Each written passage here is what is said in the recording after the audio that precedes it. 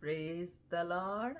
सारा आदर सारा महिमा हमारे परमेश्वर को मिले जिसने आपको, मुझको और इस सारे संसार को बनाया है। तो यूसुफ का दूसरा स्वप्न मैं बताना जा रही हूँ। उसके बारे में हम पढ़ लेंगे।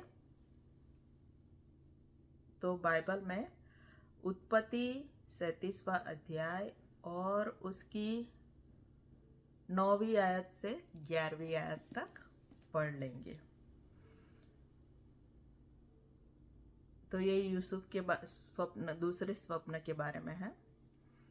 फिर उसने एक और स्वप्न देखा और अपने भाइयों से उसका भी यों वर्णन किया।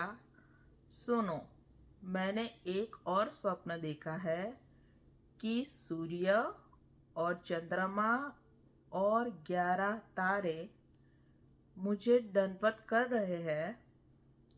इस स्वप्न का उनसे अपने पिता और भाइयों से वर्णन किया। तब उसके पिता ने उसको डांट कर कहा, यह कैसा स्वप्न है जो तूने देखा है? क्या सचमुच मैं और तेरी माता और तेरे भाई सब आकर तेरे आगे भूमि पर गिरकर दंडवत करेंगे? उसके भाई उससे डाह करते थे, पर उसके पिता ने उसके उस वचन को स्मरण रखा। तो ये यूसुफ का दूसरा स्वप्न था। तो इसमें स्वप्न में सिंबोलिज्म है काफ़ी। उसमें यूसुफ ने देखा कि चांद था, सूरज था और 11 तारे थे। तो सूरज दर्शाता है, बाप दर्शाता है, पिता दर्शाता है। चांद माता दर्शाता है और जो 11 तारे थे, स्टार्स थे, वो भाई दर्शाता है। तो हम जानते हैं कि उत्पत्ति में जब क्रिएशन किया परमेश्वर ने, तब चौथे दिन क्या बनाया? बड़ी ज्योति बनाई, छोटी ज्योति बनाई। बड़ी ज्योति दिन पर प्रभुता करने के लिए, छोटी ज्योति चांद रात पर प्रभुता करने के लिए चांद और तारों को बनाया था। तो मैं ये कहना चाहती हूँ कि ये जो आकाश में जो ज्योतियाँ दर्शाई है वो पृथ्वी पर प्रभुता करने के लिए दर्शाई है। मतलब जो अधिकार होता है वो दर्शाया गया है। जैसे यीशु मसीह कहते हैं कि मुझे आकाश और पृथ्वी का अधिकार दिया गया है। तो ये अधिकार दर्शाता है। जैसे राजा दर्शाता है, जैसे राजा राज करता है पृथ्वी पर, देश पर, इज़राइल पर, जैसे वो ऐसे दर्शाया गया है। तो ये जो यूसुफ का जो स्वप्न था वो भी पूरा हुआ, वो मैनिफेस्ट हुआ। जब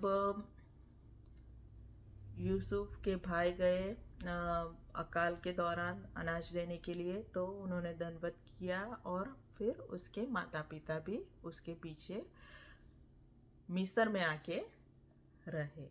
और तब यूसुफ क्या था, वहाँ के फारून राजा के साथ वो साथ में खड़ा रहने वाला फारून के समान था।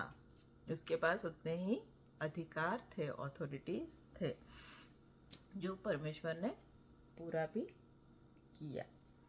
तो मैं ये कहना चाहती हूँ कि जो ज्योतियाँ हैं, मतलब जिनमें से प्रकाश निकलता है, जैसे कि सूरज एक स्टार ही है, लेकिन वो बड़ा है और पृथ्वी से बहुत नज़दीक है, जिसे परमेश्वर ने बनाया है। तो जो पिता दर्शाता है उसमें प्रकाश निकलता है, और जो सूरज का प्रकाश है वो चंद्र पर गिरता है, क्योंकि चंद्र को उसका प्रकाश नहीं है। और जो स्टार्स है वो बहुत सारी संख्या में होते हैं, लेकिन यहाँ पे यूसुफ के स्वप्न में सिर्फ 11 स्टार्स दिखाए हैं, 11 तारे हैं जो उसके सामने झुकते हैं। तो हम जानते हैं कि इज़राइल प्रजा में 12 कुल थे, लेकिन यहूदा के कुल से यीशु मसीह आए।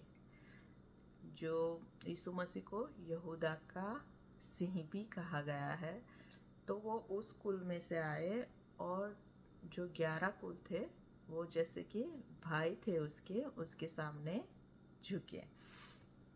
तो जो स्टार है वो प्रभुता दर्शाता है कि जब यीशु मसीह पैदा हुए थे, तब मांगियों ने स्टार देखा कि वो यहूदियों का राजा जन्मा है, उसका तारा हमने आसमान में देखा।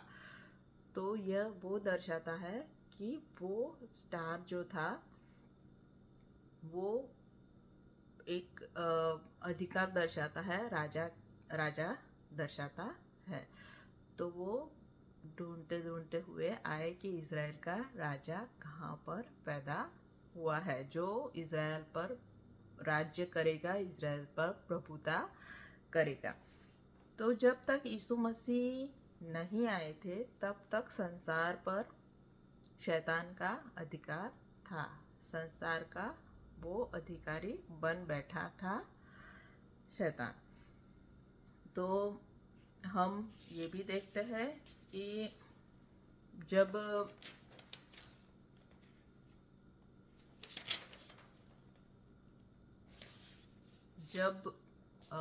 चेले थे यीशु मसीह के पास,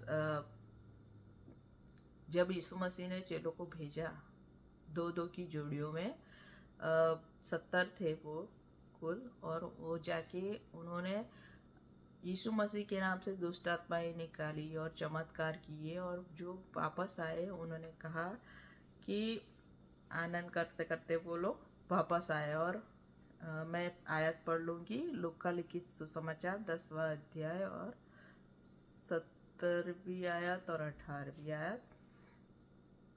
वे 70 आनंद करते हुए लौटे और कहने लगे कि प्रभु, तेरे नाम से दुष्ट आत्माएं भी हमारे वश में है। उसने उनसे कहा, मैंने शैतान को बिजली के समान स्वर्ग से गिरा हुआ देखा। तो यीशु मसीह ने क्या कहा कि वो जो संसार का अधिकारी बन बैठा था, उसे मैंने क्या किया, गिरते हुए देखा। बिजली के समान क्या हुआ, ऊपर से नीचे गिरते हुए देखा। तो हम दूसरी भी आयत पढ़ लेंगे, यशाया 14:12 से 14। हे भोर के चमकने वाले तारे, तू कैसे आकाश से गिर पड़ा है। तू जो जाति जाति को हरा देता था, तू अब कैसे काट कर भूमि पर गिराया गया है।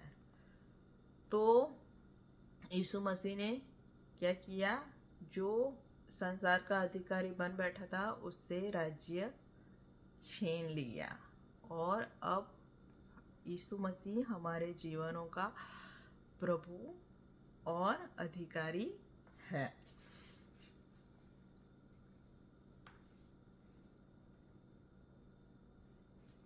तो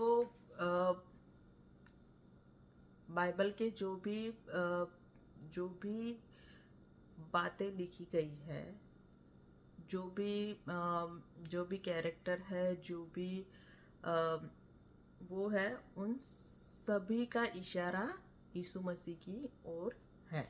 क्योंकि यीशु मसीह क्या कहते हैं, फरीसियों को क्या कहते हैं, तुम पवित्र शास्त्र में ढूंढते हो क्योंकि समझते हो कि उसमें अनंत जीवन तुम्हें मिलता है, और यह वही है जो मेरी गवाही देता है।